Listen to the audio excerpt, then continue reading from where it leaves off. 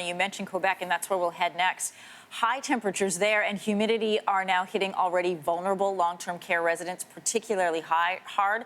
About a third of rooms don't have air conditioning. So for a closer look at the situation in that province this morning, I'm joined by Paul Brunette. He's the president of the Quebec Council for the Protection of Patients. Thanks for joining us this morning. Good morning. In situations like this, where you have extreme heat, and in the province of Quebec, they've had that for at least 3 days, staff in these homes usually take residents to a common room that has air conditioning, but that is no longer an option because of COVID-19. So what is the situation like for these patients right now? Well, as you just mentioned, it's 2/3 of the rooms who are not air conditioned, only 1/3. And the scandal of that is that in the 1/3, if you want air conditioning, you have to pay for it.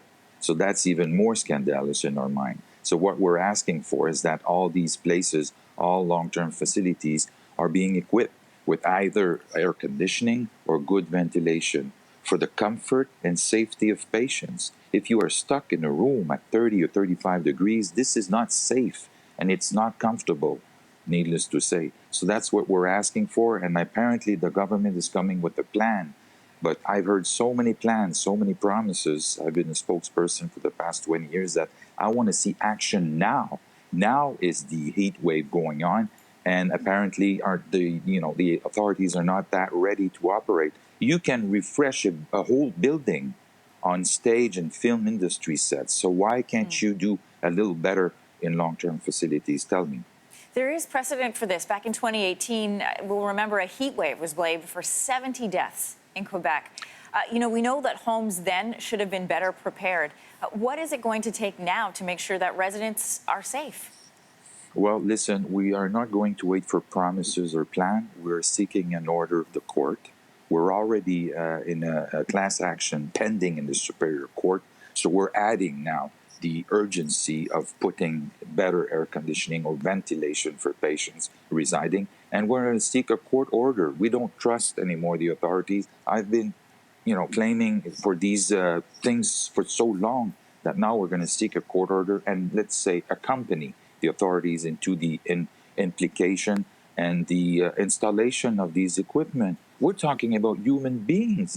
One reporter from CBC said, Paul, how important is air conditioning? How is it for you at CBC right now as you stand in the studio?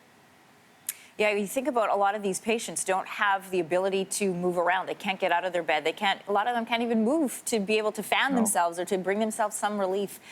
You've been pushing now not only just for better air conditioning, but better conditions in general in these homes. Yes. You've heard about the report. You've read it, I'm sure, about what's happening in Ontario. What are the next steps for you there in Quebec? Well, we're going to wait for the order because to me, this is the most urgent. Let's get an order. Let's get something better for patients with this heat wave.